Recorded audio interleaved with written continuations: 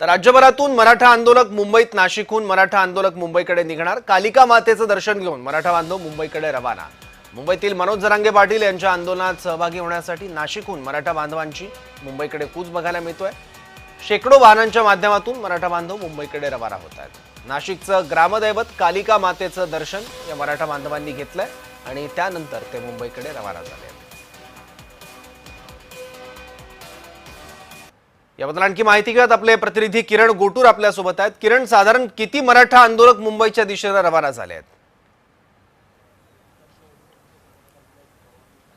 सौरभ, आरक्षणाच्या मुद्द्यावरती आणखीन एकदा मुंबईमध्ये खरं तर जे हजारो मराठा आंदोलक हे जमलेले आहेत आणि नाशिकमधून सुद्धा हे मोठ्या प्रमाणात आंदोलक आता मुंबईकडे कूच होत आहेत। अगदीच काही वेळापूर्वी हे कालिका मंदिरामध्ये येऊन हे दर्शन या लोकांनी घेतलेलं आहे आणि मनोज जरांगे पाटील यांना पाठिंबा देण्यासाठी हे सगळे आंदोलक आता मुंबईकडे जात आहेत। माझ्यासोबत काही आंदोलक आहेत, त्यांच्याशी बोलण्याचा आपण हे करूया प्रयत्न। तुम्ही आधीही एकदा मुंबईला गेलेला होता, त्यावेळेस तुम्हाला आश्वासन मिळालं होतं, पण ते आश्वासन अद्याप पूर्ण झालेलं नाही असं तुमचं म्हणणं आहे। आताही तुम्ही मुंबईकडे जाताय, काय मागण्या घेऊन जाताय आणि मुंबईमध्ये किती दिवस आंदोलन करणार? मराठा समाज मुळातच कुणबी आहेत।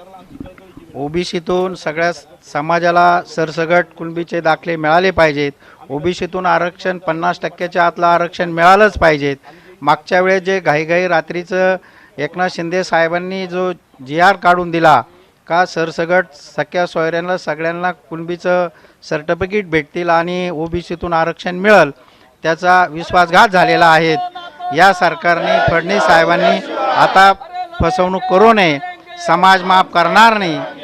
फडणवीस साहेबांवर आता विश्वास सरकारने ठेवलेला आहे, चर्चा होणार आहेत, पण मनोज दादा जरांगेंनी निर्णय घेतलेला आहे, एक तर आरक्षण घेऊन जाईल नाही तर अंत्ययात्रा होईल असं संकल्पना घेऊन मनोज दादा निघालेले। अशा पद्धतीचे वेगवेगळे मागण्या आहेत आणि हे मागण्या घेऊन सगळे आंदोलक जे आहेत ते मुंबईकडे जात आहेत। मुंबईला जायच्या आधी मोठ्या प्रमाणात घोषणाबाजी हे सगळे आंदोलक करताना आपल्याला बघायला मिळतोय। अजून काही आंदोलक आहेत, त्यांच्याकडनं आपण माहिती घेऊया। खरं तर ओबीसी आरक्षण मधून ओबीसी मधूनच आपल्याला आरक्षण पाहिजे अशा पद्धतीची मागणी आहे, पण काही जणांचा विरोध आहे।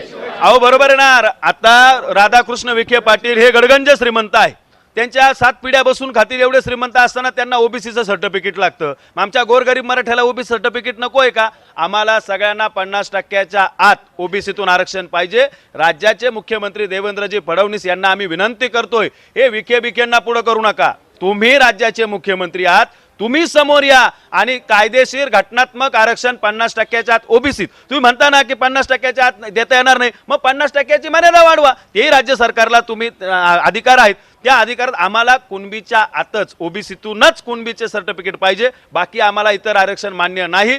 जे आरक्षण संविधानिक आहे तेच आम्ही घेणार, दुसरं कशाला देताय? म्हणजे तुमच्या मंत्र्यांना, तुमच्या सगळ्या मोठ्या राजकीय नेत्यांना ओबीसीतून आरक्षण कुणबीचे सर्टिफिकेट आहेत, तुम्हाला मिळाले म्हणजे सगळ्यांना मिळाले का? अरे तुम्ही श्रीमंत झाले म्हणून सगळा मराठा समाज श्रीमंत झाला का? खरं तर तुमच्या सगळ्या प्रॉपर्ट्या शासनाने जमा केल्या पाहिजे, तेव्हा तुम्हाला गरिबीची झळ बसेल। आणि आमच्या गरीब मराठ्याला शिक्षणामध्ये, नोकरीमध्ये काय हाल अपेष्टा सहन करावं लागतात या तुम्हाला जेव्हा बघायला मिळतील, कारण तुमचे पोरं एसीच्या गाडीत फिरतात, तुम्हाला कशाला झळ बसेल त्याची? आमच्या गोरगरीब मराठा शेतावरच्या आमच्या शेतकरी पोराला ज्यावेळेस मार्क पडूनही त्याचं ऍडमिशन होत नाही, त्यावेळेची झळ फार वेगळी। म्हणून आदरणीय जरांगे पाटलांनी जी मागणी केली, या मागणीशी अख्खा महाराष्ट्र त्यांच्या पाठीशी उभा राहिला। लोक वेडे आहे का मुंबईला जायला? अरे त्यांना झळ बसली आहे, सरकारला एवढं कळत नाही का? तुमच्या सगळ्या चॅनलच्या टक्केवारी बघा, काल तुमच्या सगळ्या डिबेट बघा, त्याच्यातली टक्केवारी बघा, एकही चॅनलची टक्केवारी मराठा समाजाला 50% आत ओबीसीत आरक्षण द्यावं म्हणून येत नाही, सगळ्यांचे 80% यस येतंय। याचा अर्थ राज्यातले सगळे समाज बांधव, अरे आम्ही कोणाला देताना अडवलंच नाही ना। आताही नंतर मंडल आयोगानंतर 100 जाती गेल्या का नाही मराठा ओबीसी मध्ये? मग मराठ्यांनाच अडचण काय? आणि जे लोक आम्हाला विरोध करतायत त्यांनी स्वतःची पातळी पहिले लक्षात ठेवावी, नंतर टीका कराव्यात। आक्रमक एकूणच आंदोलक आहेत आणि ओबीसी मधूनच आरक्षण हवं आहे अशा पद्धतीची मागणी आहे आणि सगळेजण घोषणाबाजी करतायत आणि अगदी काही वेळानंतर हे सगळे आंदोलक मुंबईकडे जाणार आहेत। तर नाशिकमधल्या आंदोलकांच्या प्रतिक्रिया आपण बघितल्या। दुसरीकडे मुंबईतली दृश्य बघतोय, मनोज जरांगे पाटील यांचा ताफा आझाद मैदानाच्या दिशेनं सरकतोय। मुंबईतल्या वाहतुकीत सुद्धा काही बदल करण्यात आले, तर नाशिकमधल्या मराठा आंदोलकांच्या प्रतिक्रिया किरण गोटूर यांनी आपल्यापर्यंत पोहोचवल्यात। नाशिकचं ग्रामदैवत